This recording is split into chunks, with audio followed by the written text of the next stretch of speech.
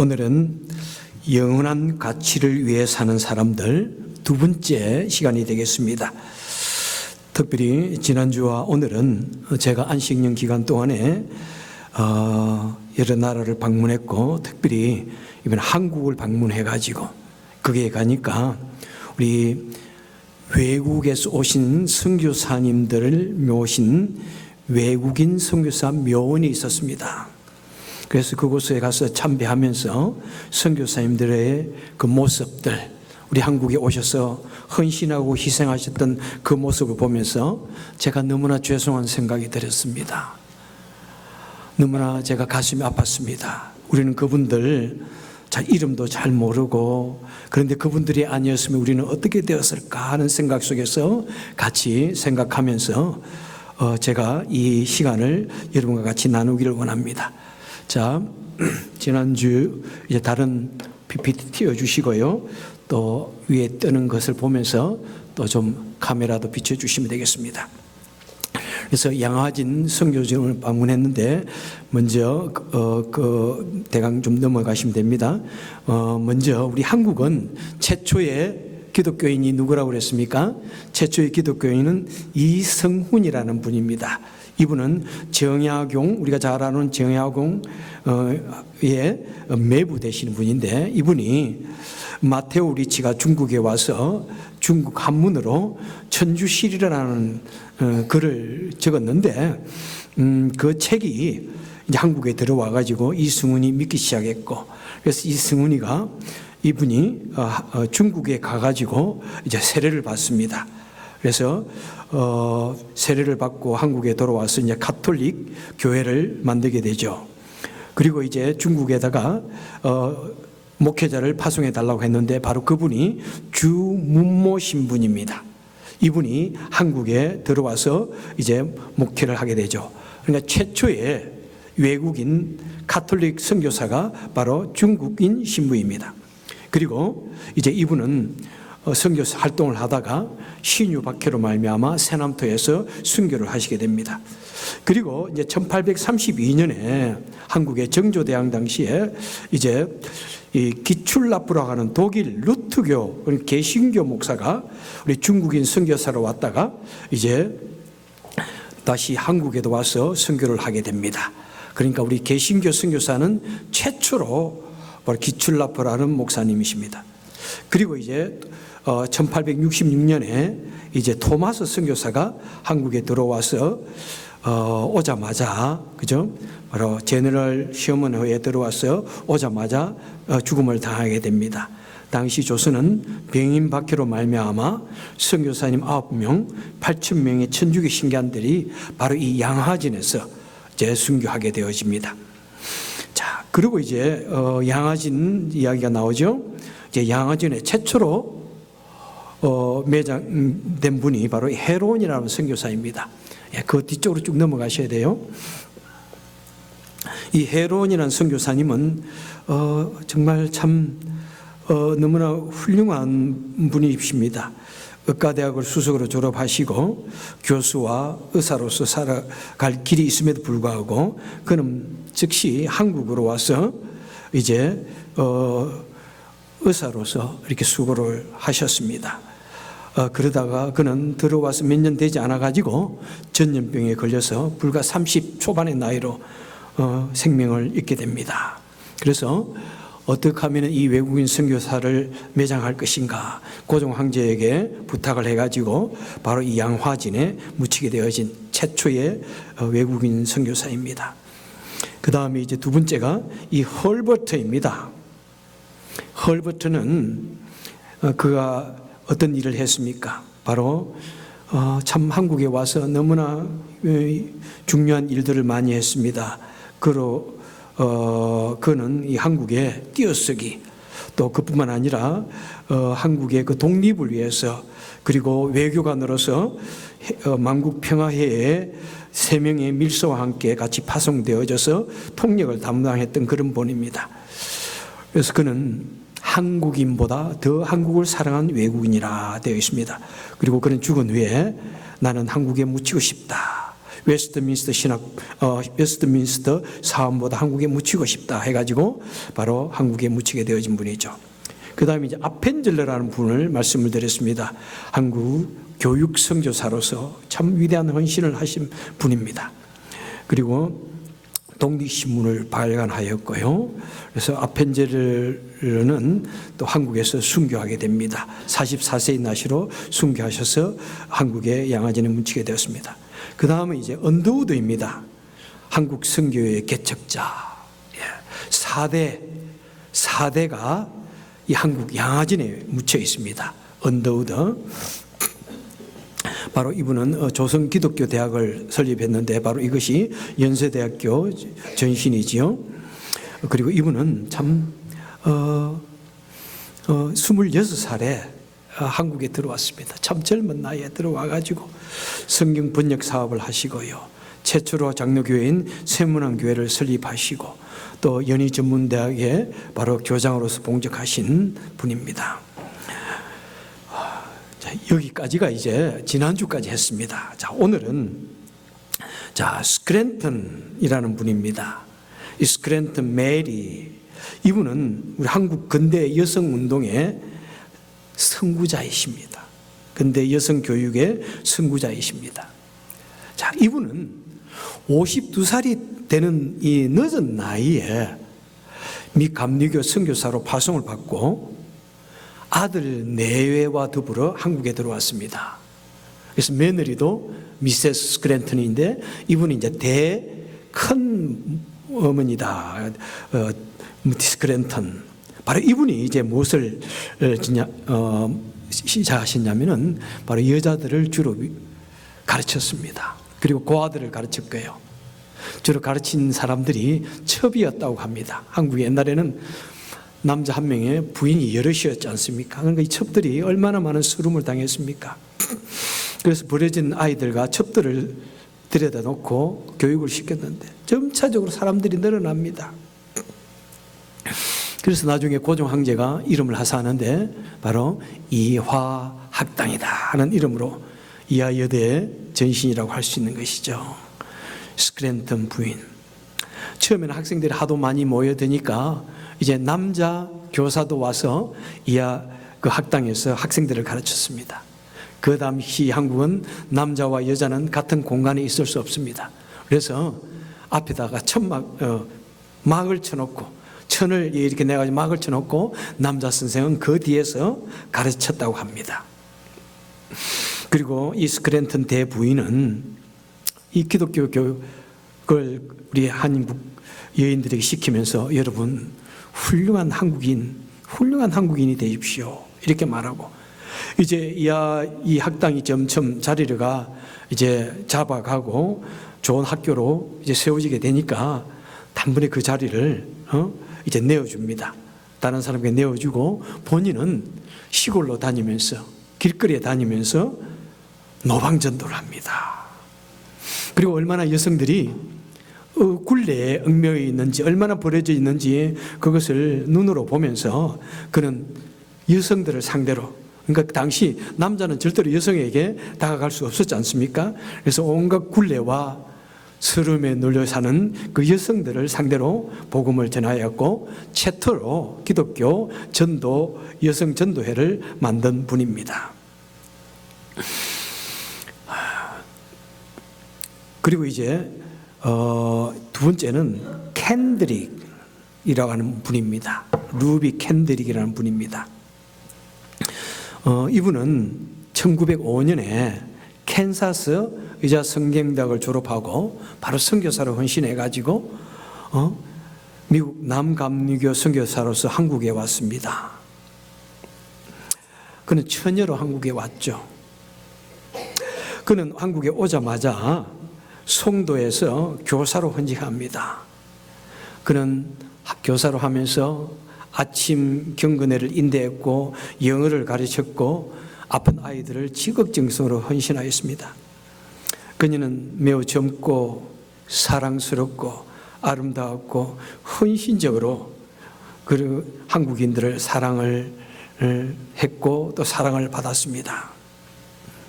그런데 그토록 참 열심히 있는 이 여인은 한국에 온 지 1년도 되지 못해가지고 9개월 만에 전염병 걸린 사람들을 관화하다가 자신도 결국에는 죽고 맙니다. 불과 25살 나이. 그는 자신의 그 선교지에다가 계속해서 편지를 보냅니다. 그 여인이 이렇게 편지를 보냅니다. 여러분들이요, 한국에서의 나의 사역이 너무 짧게 끝나면은 나는 나보다 많은 조국의 젊은이들이 이곳에 와서 사역해 달라고 부탁합니다. 그는 텍사스 그 청년에게 편지를 보냈는데 그 편지를 읽은 수많은 젊은이들이 한국에 선교사로 자원했다고 합니다. 그는 그 편지에 이런 말을 적었습니다. 여러분들이요, 만일 나에게 1000개의 생명이 있다면은 나는 모든 생명을 한국을 위해 바칠 것입니다. 바로 그 말이 이 루비 선교사님의 묘지에 그대로 적혀 있습니다. 이 말은 중국의 그 선교사였던 허드슨 테일러, 바로 현대 선교사의 아버지라고 불리는 분입니다. 허드슨 테일러가 만일 나에게 1000개의 생명이 있으면 모두 중국을 위해 바치겠다 한 그 말에 감동을 받았던 것 같고, 그래서 그는 이 여인도 나에게 1000개의 생명이 있으면 한국을 위해 바치리라. 참 너무나 안타깝게 젊은 나이에 참 1년도 안 돼서 생명을 잃어했던 참 그 선교사님의 그 꿈이 또 그 후대를 통해서 계속해서 이루어지는 것이 얼마나 감사한지 모릅니다. 그 다음은 이제 캠벨 조세핀이라는 분입니다. 캠벨 조세핀 이분도 한국에 오셔가지고 참 얼마나 놀라운 여성들을 위한 교육을 했는지 모릅니다. 이분은 27살 되던 해에 남편과 사별을 합니다. 그리고 2 자녀가 있었는데 그들도 병으로 다 잃었습니다. 그가 이런 시련을 겪으면서 그는 남은 이생을 나는 다른 사람을 위해서 헌신해야 되겠다 결심을 하고 시카고 간호학교를 들어가서 졸업합니다. 그래서 졸업 후에 33살 될 때 중국에 선교사로 갔는데 다시 이제 한국으로 들어오게 됩니다. 그래서 중국에서 얻은 양녀 1명과 함께 한국에 들어와 가지고 여성들을 대상으로 학당을 세워서 공부를 가르치게 됩니다. 그리고 나라에서 배화학당이다 하는 이름으로 이제 허가를 얻게 됩니다. 그러니까 일생 동안 참 한국에 있는 여성들을 위해서 헌신하신 분입니다.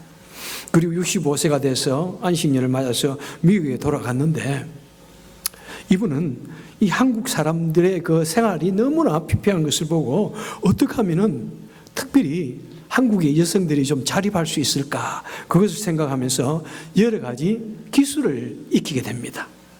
여러분, 65세 미국에 와가지고 한국에 다시 돌아가서 가르치려고 여러 가지 기술을 익힌 거예요. 양계업을 익힙니다. 양봉업을 익힙니다. 낙농업 등을 익혀가지고 이것을 이제 익혀가지고 한국에 와서 보급하려고 이렇게 오는데 65세의 나이예요. 그 당시 미국에서 한국을 오려면은 적어도 3개월 동안 배를 타야 되고 6개월 배를 타는 그런 시간들도 있습니다. 그 늘 많은 나이에 한국에 왔는데 그 여독을 이기지 못하고 한국에 도착한 지 3개월 만에 67세의 나이로 별세하여 양아진에 묻히게 됩니다. 자, 그 다음에 이제 게일 제임스 가렛이라는 분입니다. 게일 선교사님은 캐나다 온타리오 출신입니다. 이분은 무디 설교에 감동이 되어가지고 선교사로 자원하였고 한국에 선교사로 오게 됩니다. 한국에 오셔가지고 성경 번역 사업에 매우 열심으로 동참하게 됩니다. 그 다음에 언더우드가 설립했던 예수교 학당, 곧 경신학교 전신입니다. 그곳에서 교사로 일하기 시작합니다. 그리고 헤론 선교사, 그리고 양아전에 최초로 묻혔던 헤론 선교사의 아내였던 헤리와 더불어서 결혼합니다. 그리고 한국 최초로 한영 사진을 저술합니다. 그는 안식년을 맞아가지고 미국에 와가지고 고향이 아마 인디애나주에 왔어요. 고향은 캐나다지만은 인디애나주에 와가지고 목사 안수를 받습니다. 또 우리 동네니까 얼마나 반가워요, 그죠? 목사 안수를 받고 다시 한국으로 가가지고 바로 연동교회, 여러분 들어보셨죠? 연동교회 초대 목사님을 부임합니다. 그리고 담임 목사님으로 계시면서 여러 학교를 세우고 관여하고 발전시킵니다. 정신여학교, 피어슨 성경학교, 연희전문학교, 평양신학교 등의 교육활동으로 동참합니다. 그리고 그 당시 한국은 일제로부터 독립하기 위해서 수많은 독립운동이 일어났는데 그때 투옥되었던 이상재 선생님, 이승만 대통령, 이원근처럼 이런 분들이 감옥에 갇혀 있을 때 그는 계속해서 그들을 신방해가지고 신앙과 용기를 붙들어줬고 결국에는 그들을 복음화 시켜가지고 연동교 교인이 되게 했다고 합니다. 그리고 이분은 문서 선교를 하면서 정말 그 당시 아무도 한국이 코리아가 어디에 있었는지 몰랐는데 그런 한국을 세계에 알리기를 매우 애썼습니다. 그래서 코리안 스케치, 코리아 인 트랜지션 그런 책, 그런 저서들을 한국에 관한 저서를 약 30권을 출판하여서 이 해외에다가 한국에 대해서 알렸습니다. 그 다음에 또 특별한 것은 일본인 선교사가 그곳에 묻혀 있었습니다. 일본인 선교사 소다 가이치라는 분입니다. 자, 이분은 조선인보다도 더 조선을 사랑한 일본인이라고 말씀하고 있습니다. 자, 일본인 선교사 사진도 좀 올려주세요. 자,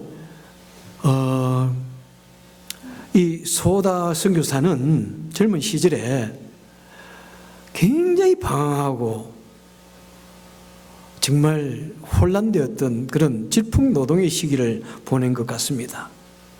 그는 인생에 큰 의미를 가지지 못하고 항상 방랑하는 그런 삶을 살았다고 합니다. 일본 전체를 방랑차처럼 떠돌았고요. 그리고 세계도 방랑하였습니다. 심지어는 중국에도 갔어요. 그래서 손문, 중국 혁명의 아버지로 부르는 손문이 하는 그 혁명운동에도 가담했고 나중에는 대만에 갔습니다. 대만에 가서도 그는 방랑생활을 하고 매일같이 술에 취해가지고 술에 취하면 아무데나 쓰러져 잤습니다. 어느 날 술에 취해서 노상에서 자다가 그는 거의 얼어 죽을 지경이 되었습니다. 그때 어떤 사람이 그를 업어다가 여관에 데려놓고 여관에다 돈을 주면서 이 사람을 보살펴 주시오 이렇게 말합니다. 성경에 나오는 선한 사마리아인과 같은 역할을 했죠. 그런데 이 사람이 누구냐면은 한국인이었어요. 한국인이라는 그 사실 외에는 다 그 사람을 전혀 모릅니다. 그래서 한국 사람이 자신을 업어가지고 여관에 데려주고 치유해주고 보살펴주고 여관비까지 내어줬다는 이 말을 듣고 그는 갑자기 생각합니다. 그래, 내 은인의 나라 한국에 가서 이 은혜를 갚으리라 이런 결심을 하고 한국에 들어오게 됩니다. 한국에 들어와서 YMCA 일본어 성경이 됩니다. 그리고 그는 월남 이상재 선생님을 따라다니다가 그 선생님의 큰 감화를 받고 기독교 신자가 되기로 결심합니다. 그리고 평생 그를 스승으로 모십니다. 그리고 이승만 대통령, 김정식, 홍재기, 유승준, 윤치호, 김규식 등과 더불어서 YMCA 학도를 아주 활발하게 합니다. 그리고 그때 또 일본에서 온 여자 선교사님이면서 선생님이 계셨는데 우에노 다키라는 분입니다. 이분을 만나가지고 결혼을 하게 됩니다.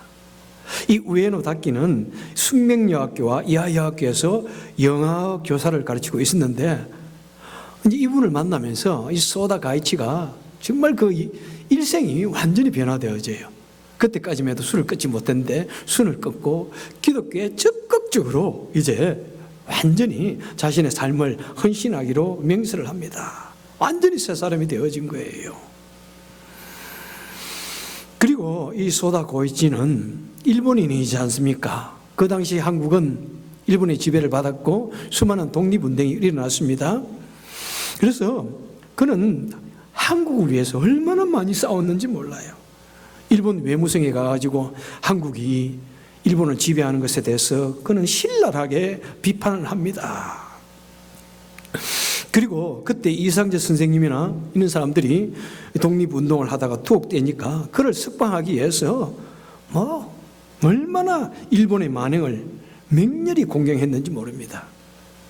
그런데 놀랍게도 우리 한국 사람들이 그런 소다 가이치를 보면서 일본의 스파이라면서 매우 많이 비난을 했다고 합니다.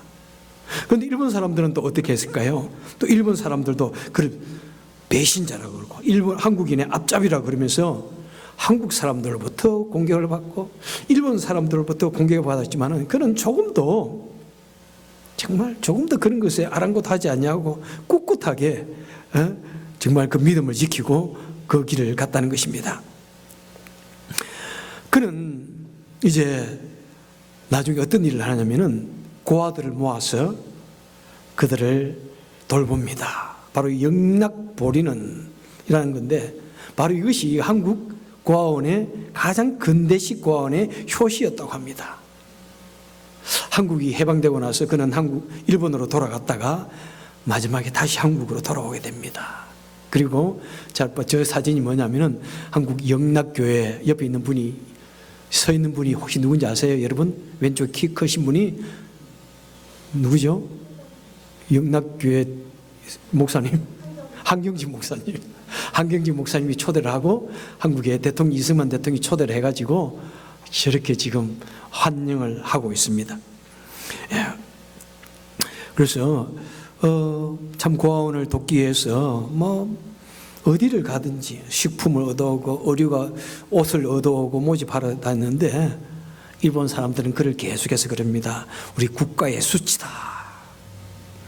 끝까지 이 한국의 고아들을 돌보다가 마지막 영락 보리논에서 생명을 거두고 이제 부부가 같이 이 양화진에 묻히게 됩니다. 그 다음이 이제 윌리엄 제임스 홀이라는 분입니다. 이분은 캐나다 국정 소속의 감리교 출신인 선교사이십니다. 이분은 캐나다 백촌에 매우 가난한 집안에 태어났다고 합니다. 그러니까 이민자 집안에 얼마나 힘들게 태어난지 모릅니다. 그런데 정말 열심히 성실하게 공부해가지고 의과대학을 졸업하고 의사가 되었습니다. 그리고 너무나 정말 훌륭한 분이니까 얼마나 정말 병원도 크게 발전했겠어요. 그리고 또 뉴욕 빈민가에서 의료 봉사를 하고 있던 다른 의사 로제타라는 분과 그 옆에 있는 분입니다. 약혼을 하고 어떻게 하면 두 분이 한국에 들어와가지고 한국에 들어와서 결혼을 합니다. 참 대단한 거예요. 그리고 그 당시 한국은 청일전쟁이 일어나가지고 수많은 부상자들이 생기고 수많은 전염병자들이 있었는데 이 닥터 윌리엄이 그들을 돌보다가 자신도 전염병에 걸려가지고 한국에 들어온 지 3년 만에 아내의 품에 안겨서 세상을 떠고 맙니다. 그때 그의 아내도 임신 7개월이었습니다. 로제타는 이 29살에 남편을 잃고 미국에 잠시 돌아갑니다. 그리고 다시 한국에 돌아옵니다. 어린 아이들을 가슴에 안고 그리고 평양에 가서 자신의 남편을 기념하는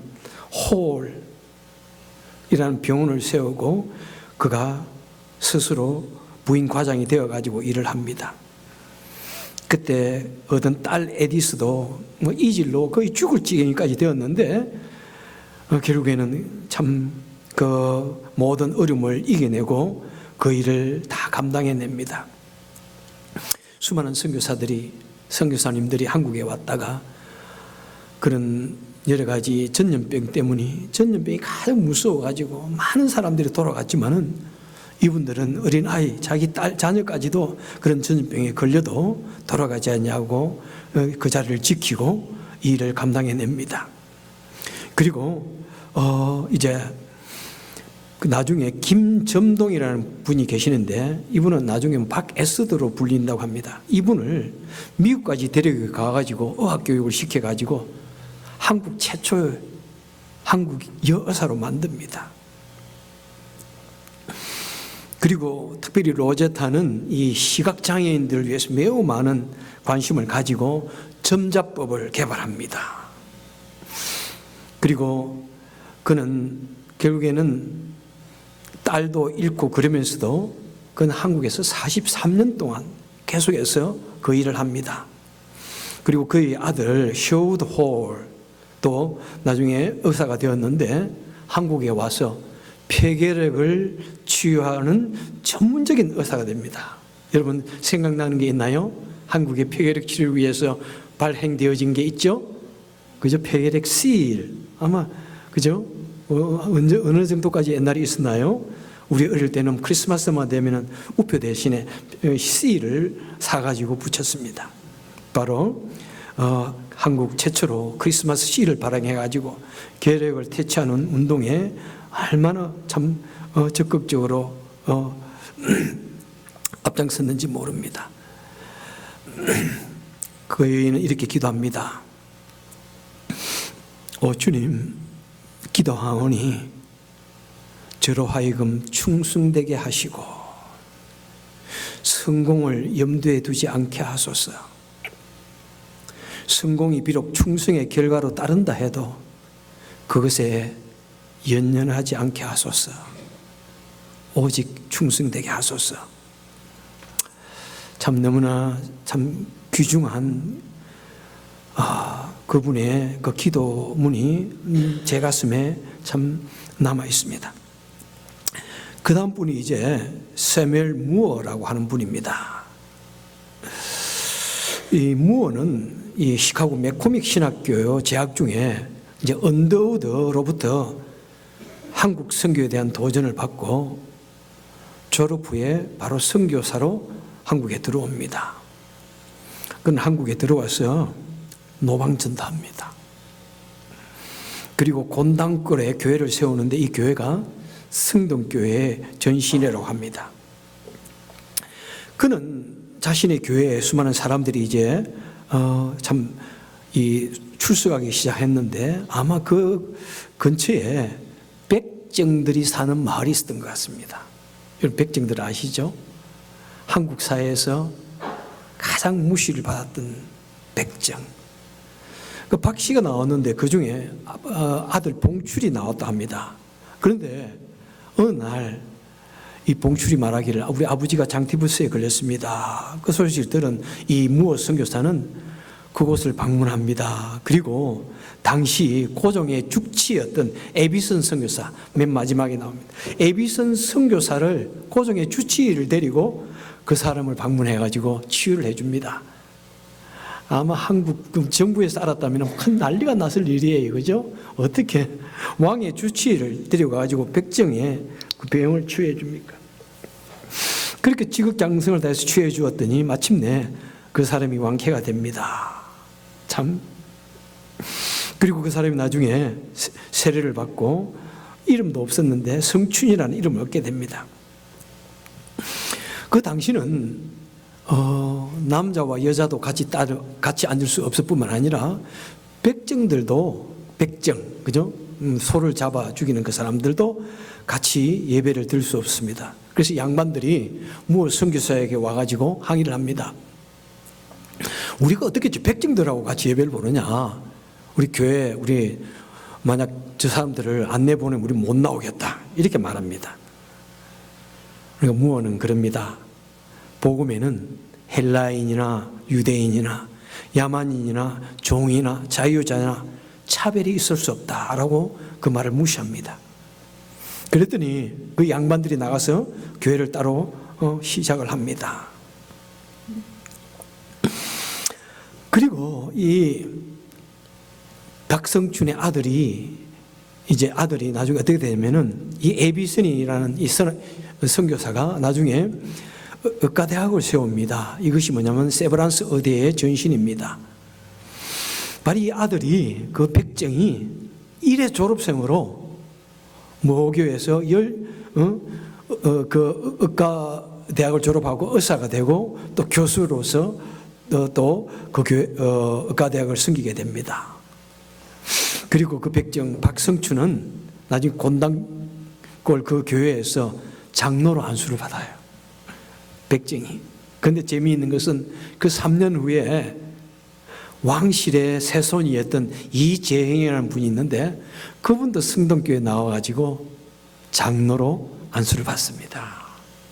그러니까 나갔던 양반끼리만 나갔던 그 교회가 나중에 다시 회개하고 돌아와가지고 두 교회가 합해져가지고 성동교회가 되었다고 합니다. 참 너무나 여러분 이런 차별을 우리 한국 사람이 깨려고 하면 얼마나 많은 세월이 흘렀겠어요.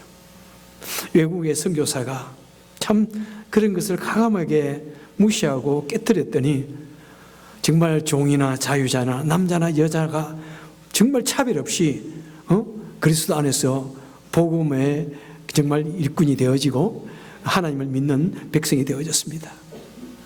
그럼 무엇도 수많은 전염병자들을 간호하다가 46살이 되는 나이에 장티부스에 자신도 걸려가지고 세브란스 병원에서 숨을 거두고 그도 양아진에 묻히게 됩니다. 그리고 이제 에비슨이라는 분이 있습니다. 이분 참 한국의 근대의학에 참 많은 공헌을 하신 분인데요. 이분도 캐나다 출신의 이민자입니다. 이분도 매우 어려운 그런 환경 속에서 살았습니다. 그도 매우 어려운 가운데서 토론토 의과대학을 졸업하고 너무나 좋은 성적으로 졸업했기에 모교에서 교수로 봉직하게 됩니다. 그리고 토론토 시내 개업에서 이름을 날립니다. 그래서 병원들이 그냥 너무나 많은 사람들이 찾아와가지고 이름을 날립니다. 자, 이분 사진도 있을 건데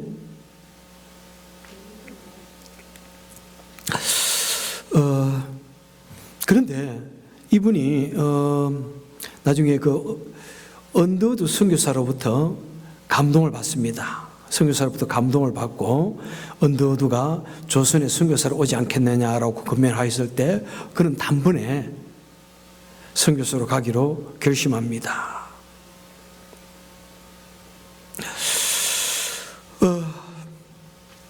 그는 처음부터 선교사에 헌신하기로 많은 결심을 했기 때문에 언더우드가 그 말을 할 때 그는 조금도 주저하지 않았던 것입니다. 그리고 그는 한국에 들어와서 이제 제주원의 책임을 맡으면서 환자들을 진료했습니다. 그리고 큰 병원을 세워야 되겠다라는 필요성을 느껴가지고 그가 고국에 돌아와가지고 모금 운동을 했는데 그가 그때 세브란스라고 하는 사람, 석유회사 사장이라고 합니다. 이 세브란스가 에비슨에게 1만 달러를 기부합니다. 그래서 그분의 이름을 따서 한국에 세브란스 병원이 세워집니다. 그리고 계속해서 세브란스가가 기부를 통해서 병원은 크게 더욱더 정축되었다고 합니다. 그리고 이 에비슨은 그 외에도 의학대학을 설립하고 연희 전문 교장으로 섬기고 그렇게 하면서 수많은 선교사들을 또 키워내고 의사 선생님들 키워내고 한국의 교육과 또 의학에 굉장한 발전을 하게 되고 나중에 이 에비슨은 자신이 섬기고 있던 그 의학교의 학장을 한국 사람으로 세웁니다.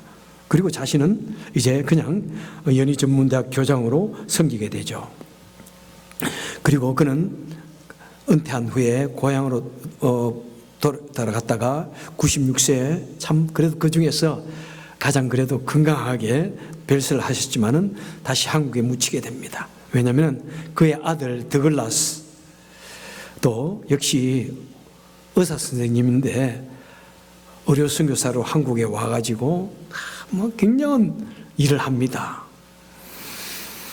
그리고 그 아들도 밴쿠버에서 죽지만은 나중에 한국에 돌아와서 양화진에 안장하게 되고 그 아내도 다시 한국에 와서 안장하게 되어집니다.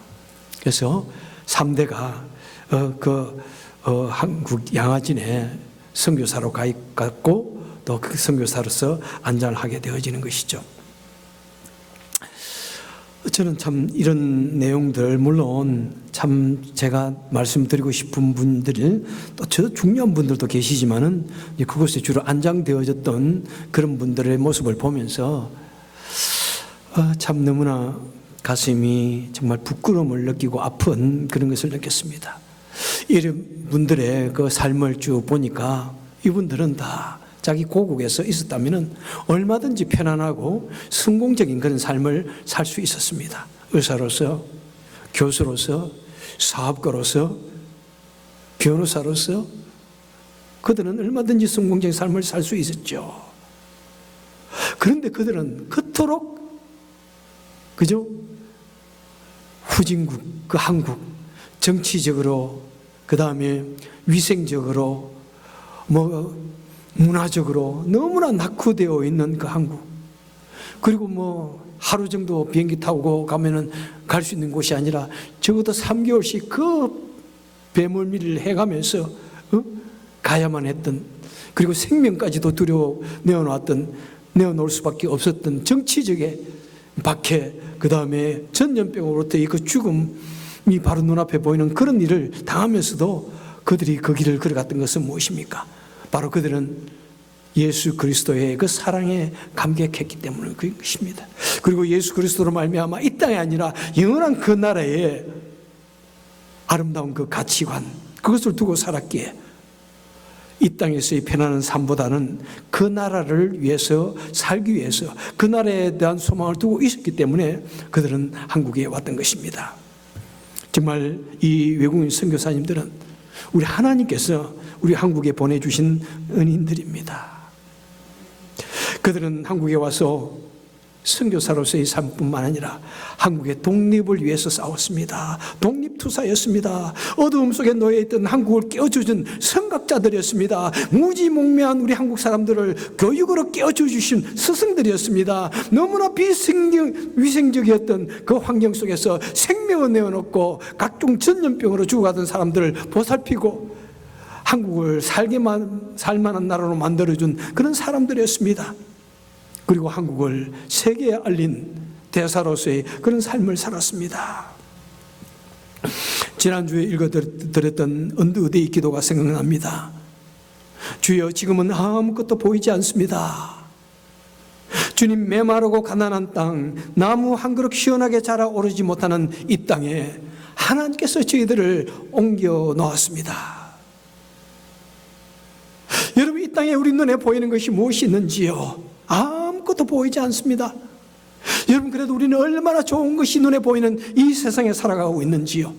여러분, 아무것도 눈에 보이지 않는 그 세상, 그리고 우리 눈에 이 땅에 보이지만은 화무 11호, 여러분, 이 아름다운 꽃도 10일만 되면 떨어지지만은 여러분, 이 세상의 모든 것은 다 화무 11호인가 별반 다르지 않습니다. 우리 눈에 보이는 것은 언젠가는 다 떨어지게 되고 말 것입니다. 모든 것은 다 순간적으로 지나가고 말 것입니다. 하지만은 우리 하나님의 나라, 우리 그 연한 나라, 그 소망, 그 가치만은 결코 없어지지 않는 것입니다. 오늘 본문의 말씀처럼 이 세상 모든 것은 다 없어지겠지만은 영원 하나님의 말씀은 결단코 없어지지 않는다고 말씀을 하고 있습니다. 여러분, 이 땅보다 영원한 나라를 바라보면서 하나님의 말씀대로 살아가면서 우리도 이 땅보다는 그 영원한 나라에 대한 소망을 가지고 살아드릴 수 있는, 그래서 믿는 자로서 부끄럽지 않음을 아는 삶을 살 수 있는 저와 여러분 되시기를 주님의 이름으로 축원합니다. 기도하겠습니다.